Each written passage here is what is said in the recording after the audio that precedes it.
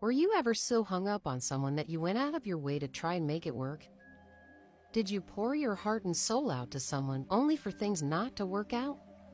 Despite being in different shapes and sizes and having different beliefs and characters, we all share a common denominator. We were given this wonderful chance to live and exist, and God made sure we don't have to do it alone.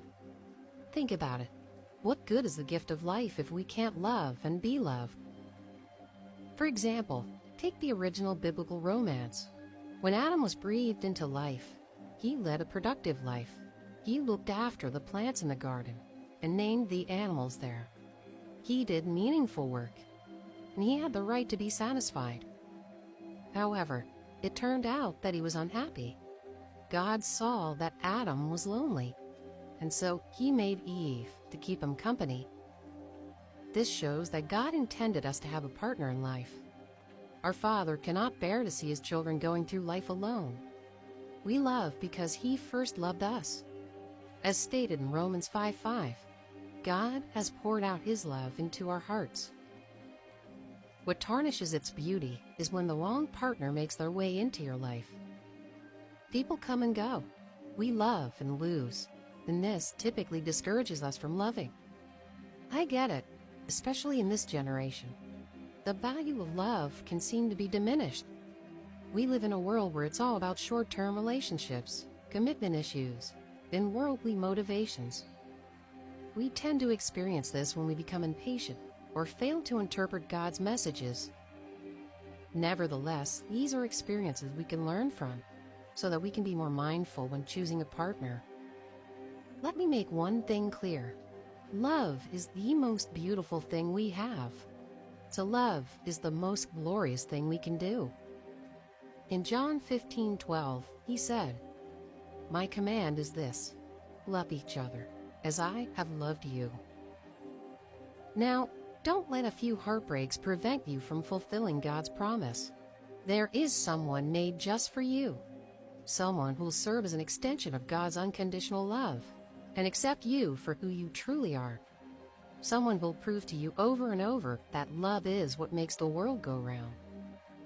I know that in your mind you're asking, when and how do we know if a person is who God wants for us? Let's pause and ask this important question first. Do you already have what it takes to be a good partner? Do you think God would deem you ready to be in a devoted relationship? 1.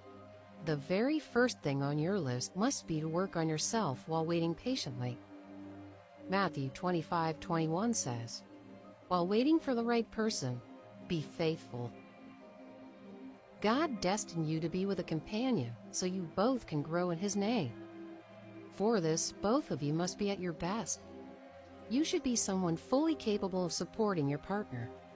It takes two dedicated individuals to make a relationship work. Before we go out there searching for the right one, let us make sure that we are deserving of the love we are looking for. You can do this by prioritizing your relationship with God first. Before anyone else, he was the first to love you. It's our duty to learn how to reciprocate his powerful love before learning to love another being. Our commitment to God always comes first, and the right partner will understand this. As mentioned in 2 Peter 1:5-7, "For this very reason, make every effort to add to your faith goodness, and to goodness knowledge, and to knowledge self-control, and to self-control perseverance, and to perseverance godliness, and to godliness mutual affection, and to mutual affection love." By getting to know God more, you practice the values that promote godliness, and this leads you to self-improvement. These are the traits that'll make you lovable. Spend time with God, and he will teach you how to be a nurturing individual to your partner.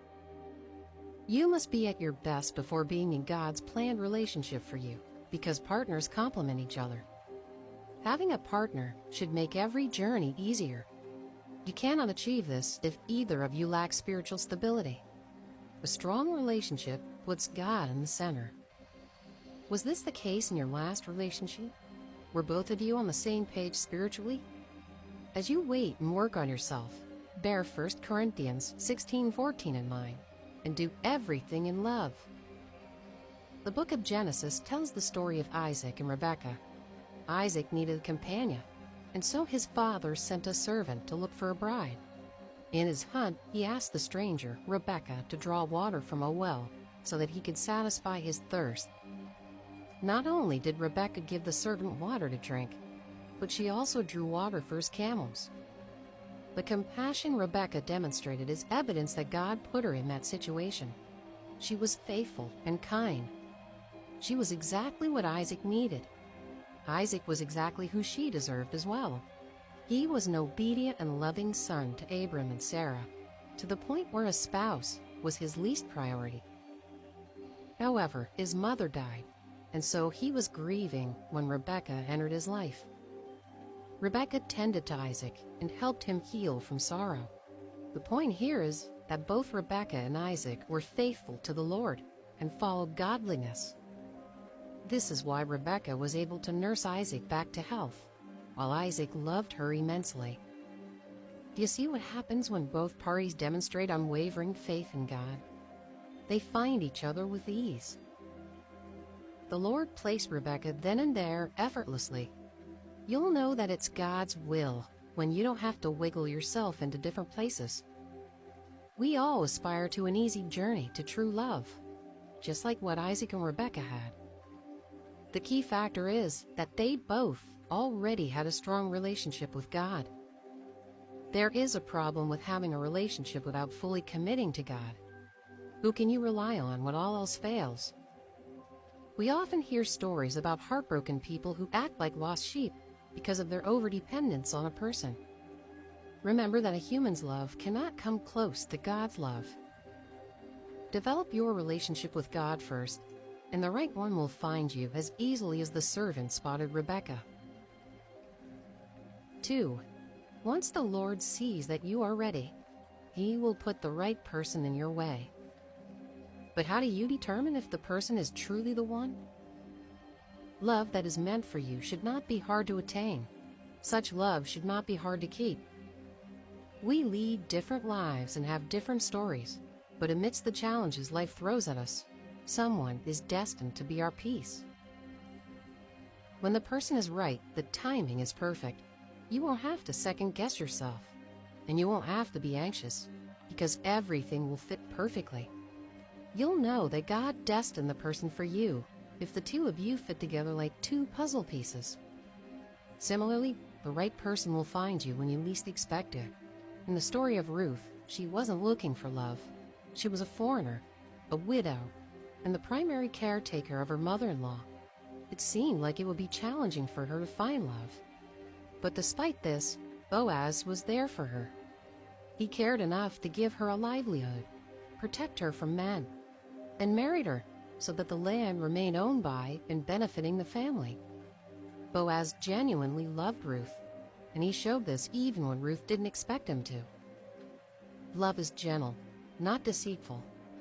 Contrast the love Ruth and Boaz shared with the story of Samson and Delilah. Delilah emotionally manipulated Samson to disclose his secret by using his vulnerability and love against him.